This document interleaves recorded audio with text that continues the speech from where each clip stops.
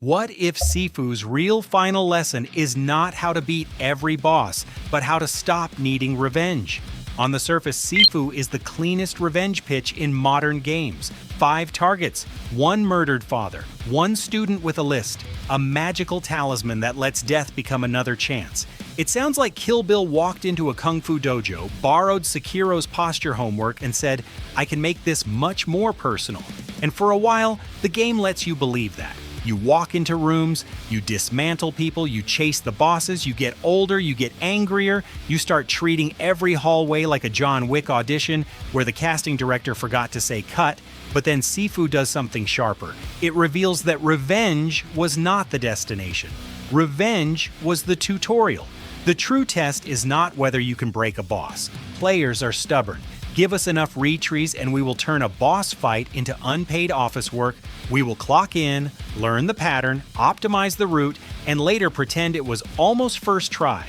The deeper test is whether you can win and then refuse the easy ending. Because Sifu's hidden true ending asks you to spare the bosses, not because they were secretly harmless, not because the game suddenly becomes a group therapy session with better lighting, but because mastery in this story is not only control over your opponent, it is control over yourself. That is why Sifu works. Not just because the combat is tight, although it is extremely tight. Not just because the art style looks like a graphic novel and a kung fu film had a very stylish child. Not just because the aging mechanic turns failure into visible consequence. Sifu works because all of those pieces are saying the same thing. Every punch, every death, every wrinkle, every replayed level, every missed parry, every perfect dodge, every moment where you want to smash the finisher and feel like a legend, all of it points toward one idea. Kung Fu is not revenge. Kung Fu is discipline. And Sifu is one of those rare games where the mechanics and the message do not merely shake hands, they fight for 5 rounds, then bow. So this is not just Sifu is good. That is true, but too easy. This is why Sifu clicked, why the combat worked, why aging mattered, why the art style did more than look cool, why the bosses are not just boss fights, and why the true ending changes the meaning of the whole game. Because Sifu is not asking, can you defeat them? It is asking, after you can defeat them, what kind of person are you? The first reason Sifu works is that the combat feels honest, not easy, not forgiving, not cinematic in the fake way where enemies politely wait in line like they are at airport security. Honest. When you get hit in Sifu, most of the time you know why. You overcommitted. You attacked into pressure. You ignored the enemy behind you. You tried to solve a crowd control problem with main character confidence. And Sifu, being a very stylish but emotionally unavailable teacher, responds by putting your face into a table. This is where the game separates itself from many action games. Some games give you power first and ask questions later. God of War gives you an axe with loyalty issues. Devil May Cry gives you enough style meters to make violence feel like competitive dance.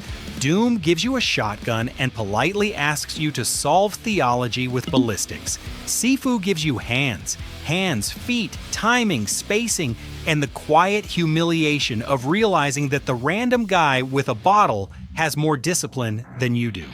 The combat is not built around one magic answer. You cannot just attack. You cannot just block. You cannot just dodge like you're playing Elden Ring and your whole personality is the roll button. You have to read. You read posture. You read structure. You read enemy type. You read the room. You read whether that enemy is about to swing, grab, sweep, throw, or ruin your afternoon with a weapon you forgot existed. That reading process is what makes the combat feel alive. The structure system is the key. Sifu is not only tracking health, it is tracking composure. It understands something most combat systems only hint at. A fight is not just about damage, it is about control. Break structure and you create opportunity. Lose structure and the room starts writing your obituary. This gives every exchange a rhythm. Attack, pressure, parry, avoid, punish, reposition. It feels like a conversation if the conversation occasionally involves someone throwing a chair, and the game teaches without opening a lecture window. Sifu does not pause the fight and say, "Dear player, have you considered spatial awareness?" It lets two enemies flank you and waits for the lesson to become personal. That is good design. Painful, but good. The environment matters too. Tables, ledges, walls, weapons, bottles, doors, corners. Sifu turns rooms into systems. A hallway is not just a hallway, it is a funnel. A dance floor is not just a cool background, it is a spacing problem with neon. This is where the game earns the Kung Fu fantasy. Not by making you invincible, by making you aware. There is a huge difference. A weaker game would make mastery look like bigger damage numbers. Sifu makes mastery look like better decisions. You stop chasing the combo. You stop sprinting into enemies like an action figure with debt. You start moving with intent, and suddenly, the same room that felt impossible becomes readable. That is the moment Sifu becomes special. Not when you become stronger, when you become calmer. The second reason Sifu works is the aging system. This is the mechanic everyone remembers because it is instantly legible. You die, you get older. That alone is brilliant. Most games treat death like an administrative inconvenience. You die, the screen fades, the checkpoint reloads, and everyone agrees to pretend nothing happened. It is video game Groundhog Day, but with more loading tips. Sifu says no, death happened. You can stand back up, but the body keeps the receipt. Every failure leaves a mark. You revive older. Your death counter changes, your face changes, your character starts looking less like a young revenge fantasy and more like someone who has been arguing with the tutorial for 3 hours. Mechanically, that matters. Age changes the pressure of the run. Every mistake feels like it has a weight beyond a lost health bar. You are not just losing progress, you are spending time, you are spending your future. In Hades, death sends you home and turns failure into banter, upgrades, and family drama. In Returnal, death loops you through cosmic horror and makes the cycle feel alien. In Sifu, death ages you. It makes failure intimate. The most painful thing is not just that you died, it is that you came back and looked older. The game quietly asks, was that mistake worth years? That is brutal, elegant but brutal. This is why aging is more than a gimmick. It links narrative to mechanics. The character is driven by revenge, but revenge consumes time. Every reckless choice burns life. Every sloppy fight brings the end closer. The game makes the cost visible, then forces you to carry it into the next room. And this changes how you play. At first, you are willing to trade health for damage. You think, if I can just beat this boss, it counts. Classic gamer logic. We have all crawled through boss fights with 1 pixel of health, no dignity, and the confidence of someone who will absolutely lie later and say, yeah, first try. Sifu does not let that lie sit comfortably. Because yes, maybe you won, but at what age? That question makes victory complicated, and complicated victory is interesting. You are not just asking, can I get through this level? You are asking, can I get through this level clean enough that the next level is still possible? That is where Sifu starts to feel like martial arts training, not because the game says practice makes perfect, because it makes practice necessary. Sifu does not give you a training montage, it makes you perform one. In a movie, a training montage is efficient. The hero struggles, the music rises, the cuts get faster, and somewhere between push-ups and dramatic sweat, competence happens. In a game, competence has to be earned differently. You cannot just cut to mastery, you have to play through the ugly middle. Sifu understands that. The replay structure is not padding, it is the dojo. Every repeated level is you returning to the same lesson with slightly less panic. The same enemies become benchmarks, the same rooms become exams, the same boss moves become familiar, then predictable, then punishable. And this is where the game is quietly generous. It is hard, yes, but it is not vague. It gives you stable problems. It says, here is the room, here are the enemies, here is the lesson. You failed it last time, try again. That is why Sifu feels different from games that are hard because they are messy. Sifu is hard because it is precise. There is a difference between a teacher and a broken vending machine. Both can frustrate you, but only one is trying to help. Sifu is a teacher, an intense teacher, a teacher who absolutely believes a broom handle to the ribs is valid feedback, but a teacher. The replay loop creates one of the most satisfying feelings in action games, returning to a place that used to scare you and realizing it no longer owns you. That is the same broad pleasure as going back to an early area in a Souls game and realizing the enemies did not get weaker, you got better. Or replaying a Hitman mission and suddenly seeing the whole level as a machine instead of a panic simulator. Sifu gives you that feeling without needing huge maps or loot systems. It does it with mastery. The first time through the club, you are just trying to survive. Later, you are managing space. Later still, you are choosing when not to attack. And that is the real progression, not a number. Not a sword with +12 discipline damage, not a skill tree so large it starts looking like a metro map. You progress by becoming less foolish, which is extremely rude of the game, but also correct. This is why Sifu's difficulty works when it works best. It is not about humiliation, it is about refinement. The game is not saying, you are bad, it is saying, you are not listening yet. And by the time that lesson lands, the game has already prepared you for its final moral turn. Because if mastery is not aggression, then revenge cannot be the final form of mastery. Third reason Sifu works is the art style, and Sifu is not just stylized in the generic way people say when they mean not photorealistic. The style is functional, it helps the game. Sifu has a painterly graphic quality that gives the world shape without drowning the player in noise.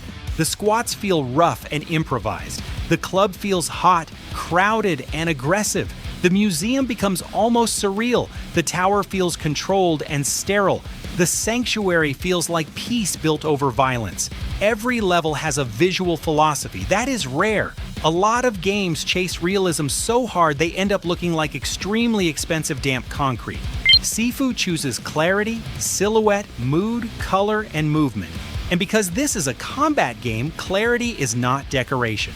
Clarity is design. If the player cannot read the attack, the lesson fails. If the environment hides the enemy, the pressure becomes cheap. If the boss animation is visually impressive but unreadable, the fight becomes guesswork.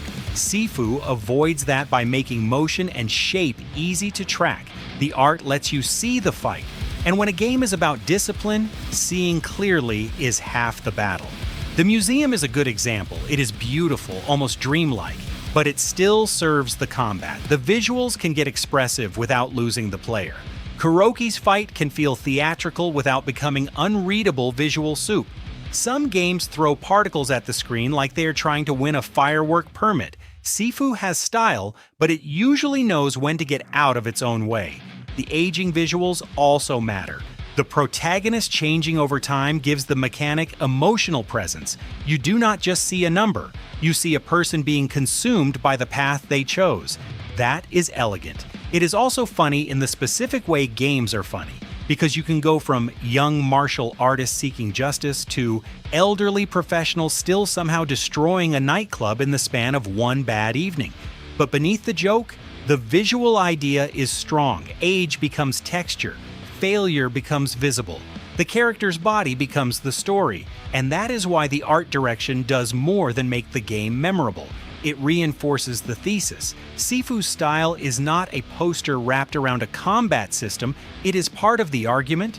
Sifu's bosses work because they are not just difficulty spikes, they are distorted lessons. Each one represents a different kind of imbalance. To beat them cleanly, you have to understand what kind of imbalance you are facing. Fajar is the first wall, wild, sudden, aggressive, close to the roots of the original violence. He feels like the game saying, "You wanted revenge? Fine. Here is what uncontrolled violence looks like when it stops being cinematic and starts being a problem." Right? He breaks the player's fantasy early. You cannot just walk in with main character energy. This is not Assassin's Creed crowd stealth where everyone waits for their turn to be politely removed from history. Fajar asks if you can stay composed when the game stops being polite. Then Sean turns the lesson into discipline. Sean is pressure, rhythm, and punishment. He is the boss who makes players discover whether they were actually learning or just surviving with good intentions. He also teaches one of Sifu's most important commandments: do not chase damage. Right after respect the sweep, and the guy with the bottle is not your friend. Kuroki changes the language. Now it is rhythm, distance, patience, pattern recognition. The fight becomes more theatrical, more stylized, almost like the game is testing whether your discipline survives when the visual language gets stranger. Kuroki is not just hard boss with cool weapon. She is the game asking whether you can stay present inside uncertainty. Then Jinfeng tests distance. A lot of action games make distance feel like downtime. You run toward the boss, wait for the real fight to begin, then start attacking. Jinfeng makes distance the fight. The space between you is the problem. The timing of entry is the problem. The decision to approach, wait, avoid, or punish is the problem. And then there is Yang. Yang is the final mirror, not because he is simply stronger, but because he strips away comfort. He forces the player to confront the core language of the game without relying on the same emotional fuel that carried the revenge story forward. Yang is not just the last boss, he is the final exam. And like all good final exams, he makes you regret every class you only half paid attention to. What makes these bosses work is that they are all tied to the player's education, instinct, temper, rhythm, distance, restraint. That is strong design because the boss structure is not separate from the theme. The bosses are not obstacles on the way to the message, they are the message expressed as fights. And this sets up the most important turn in the game, because if every boss is a lesson, then killing them is not understanding the lesson, it is only completing the first draft. The true ending asks for the revision. The best thing about Sifu's true ending is that it changes the meaning of the combat system without changing the combat system. That is difficult to do.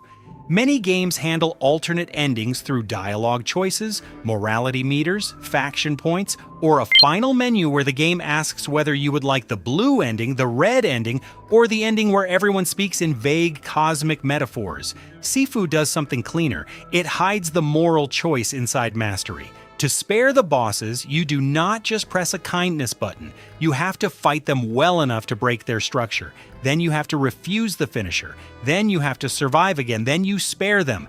That is brilliant because the game makes restraint mechanical. It is not a cutscene virtue. It is not the protagonist saying, "I have learned mercy," while the player sits there eating chips. You have to perform the restraint. You have to dominate the fight and then not indulge the ending the game trained you to expect. That is the hidden gameplay. Sifu teaches you to finish fights, then asks if you are strong enough not to. This is why I would not frame the true ending as simple forgiveness. Forgiveness can sound passive, like the character is just letting everyone off the hook. That is not what the game is doing. The sharper reading is controlled power. You can beat them. You prove it. You understand the fight well enough to end it, and then you choose not to continue the cycle. That choice is not weakness. It is the highest form of control in the game. This is where Sifu separates itself from a lot of revenge stories. Max Payne turns grief into slow-motion gunfire. The Last of Us Part 2 turns revenge into a wound that infects everyone around it. God of War rebuilt Kratos by making him live with the consequences of being the angriest man in several mythologies. Sifu's version is smaller, tighter, almost surgical. It says, "Revenge may teach you how to fight, but it cannot teach you when to stop." That is why the spare mechanic lands. By the time you find it, you understand the cost of continuing. You have aged, you have repeated, you have lost, you have learned, you have become good enough to win. And now the game asks whether winning is enough. Wude is the key. In Sifu, it is not just an abstract moral word sitting in the background. It becomes the game's final design reveal. The protagonist begins with a simple goal: punish the people responsible. The player begins with a simple goal: beat the people in front of us. For most of the game, those goals align perfectly. That is why revenge is such a good setup for action games. The story says, go there. The gameplay says, fight them. And the player says, finally, everyone is speaking my language. Sifu uses that alignment, then breaks it, because the true ending says the goal was incomplete. You learned how to fight, but did you learn why fighting has limits? You learned how to win, but did you learn what victory is for? You learned how to master enemies, but did you master yourself? This is why Wude feels earned. It is not pasted onto the ending. It is seeded through the whole experience. Every time the game punished button mashing, it was teaching restraint. Every time aging made a sloppy victory feel costly, it was teaching consequence. Every time a boss demanded patience, it was teaching control. Every replayed level was not just mechanical improvement, it was moral rehearsal. That sounds dramatic, but it is true. Sifu turns mechanical discipline into thematic discipline. You do not arrive at the true ending by choosing the good dialogue option. You arrive there because you have changed how you play. That is why the ending works. And it is why the game deserves praise beyond the usual combat is satisfying summary. Yes, the combat is satisfying, extremely satisfying. Sifu has the kind of impact where a clean takedown makes your brain produce a tiny standing ovation. The sound, the animation, the timing, the camera, the physicality, it all clicks. But the reason it stays interesting is that satisfaction is not the final message. The game lets you enjoy power, then asks you to refine it. It lets you become dangerous, then asks you to become disciplined. It lets you win, then asks you to stop. That is mature design, and importantly, it does not make the gameplay less exciting. Sometimes people talk about moral restraint in games as if it means the fun has to be removed. Sifu does the opposite. It makes the combat excellent, then uses that excellence against your instincts. It says, "You love this finisher? Good. Now prove you are not controlled by it." That is a better moral test than a speech. This is also why Sifu lasted beyond launch. Some games arrive as a moment. They dominate conversation for 2 weeks, everyone makes the same 5 jokes, and then they vanish into the backlog, which is basically the gaming version of a witness protection program. Sifu did not vanish like that. It stayed readable because its core idea stayed strong. The updates helped. Difficulty options opened the door for more players. Advanced training and boss practice made the learning loop more accessible. Arenas gave the combat system more space to breathe outside the campaign. The game expanded without losing its identity. That matters, because Sifu's identity is unusually concentrated. You can describe it quickly, but you can discuss it for a long time. That is the sweet spot for a great video essay game. It has a clean hook, kung fu revenge game where death ages you. But underneath that hook is design depth, combat readability, moral structure, embodied learning, visual clarity, and a true ending that recontextualizes the player's behavior. That is why people keep returning to it, not only to beat it, to understand it better, and this is where Sifu has an advantage over many bigger games. It is not trying to be everything. It is not an RPG, a shooter, a crafting survival sim, a relationship simulator, a tower climbing exercise, and a horse grooming platform all at once. It is one focused thing. And it is very, very good at that thing. There is confidence in that. The game trusts its loop. It trusts the player's ability to learn. It trusts that a compact structure can still produce depth.